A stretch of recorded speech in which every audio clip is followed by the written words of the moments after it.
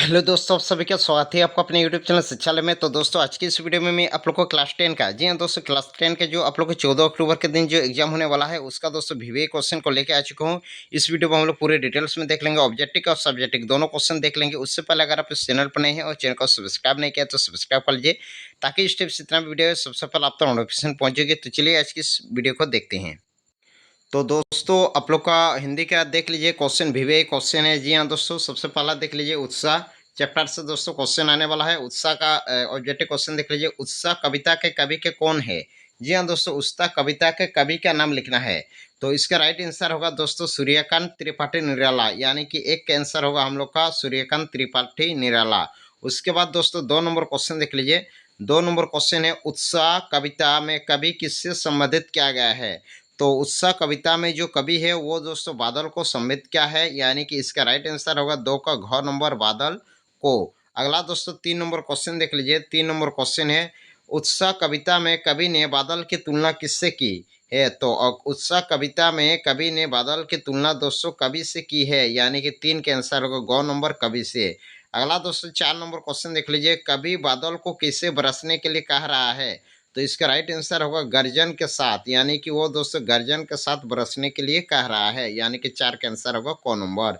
अगला दोस्तों 5 number question देख लीजिए। उत्साह कविता में सम्मिलित शब्द गगन, गगन का पर्यायवाची शब्द क्या होगा? तो गगन मतलब होता है एक प्रकार का आकाश को ही गगन कहते हैं, यानी कि 5 के आंसर होगा आकाश।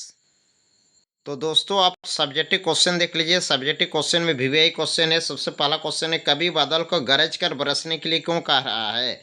तो इसके आंसर आप लोग लिख लीजिएगा। कवि धरती पर बहुत बड़ा बदलाव चाहता है। इसके अलावा व्यक्ति अथवा अन्य जीवों में उत्साह, उमंग और जोश भी भरना चाहता है, इसलिए कवि बादल को गरज करने के लिए कवि बादल को गरज कर बरसने के लिए कह रहा है। तो ये होगा एक का आंसर। अगला क्वेश्चन देख लीजिए।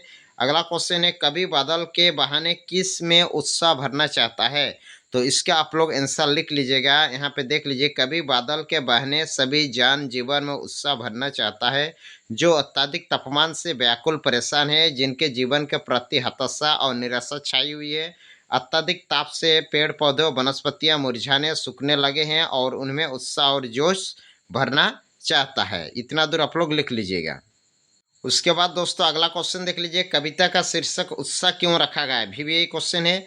इसको आप लोग लिख लीजिएगा। अत्यधिक तापमान के कारण धरती के सभी जीव जंतु त्रस्त हैं। उसमें जीवन के प्रति आशा, उत्साह और उमंग खत्म सा हो गया है।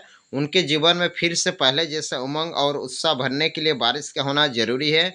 चूंकि उत्साह कविता को बादल को संबंधित है, अतः कविता का शीर्षक उत्साह रखा गया है।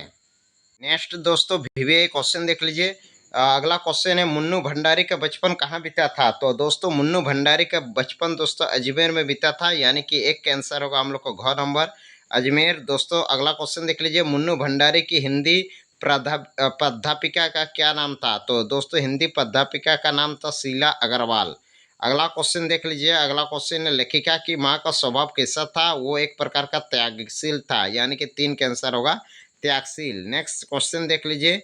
नेक्स्ट क्वेश्चन दोस्तों लेखिका के पिता लेखिका के घर में होने वाली बहसों में बैठने को क्यों कहते थे? क्योंकि वे उसे देश की स्थिति और से परिचित करना चाहते थे।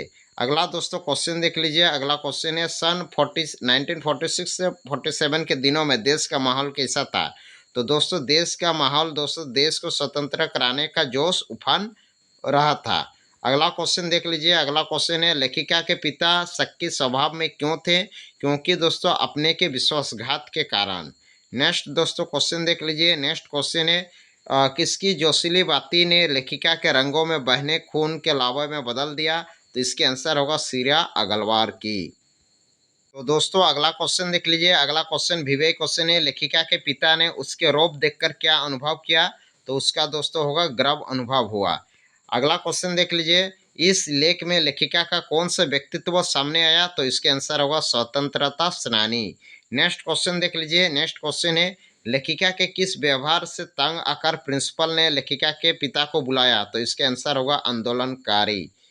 उसके बाद आगे सब्जेक्टिव का क्वेश्चन देख लीजिए। अगला दोस्तों सब्जेक्टिव के वीवीआई क्वेश्चन देख लीजिए। सब्जेक्टिव के वीवीआई मुन्नू भंडारी ने अपने पिताजी के इंदौर के दिनों के बारे में क्या जानकारी दी? तो इसके आंसर आप लोग लिख लीजिएगा। मुन्नू भंडारी ने अपने पिताजी के बारे में इंदौर के दिनों की जानकारी देते हुए कहा कि वहाँ उनकी बड़ी प्रतिष्ठा थी, सम्मान था, नाम था। कांग्रेस के साथ-साथ वे समाज सुधार व कामों में भी जुड़े हुए थे। शिक्षा के केवल उपदेश ही नहीं देते थे, बल्कि उन दिनों 8-8, 10-10 विद्यार्थियों को अपने घर रखकर पढ़ाया है, जिनसे कोई तो बाद में ऊँचे-ऊँचे ओहदे में पहुँचे हैं।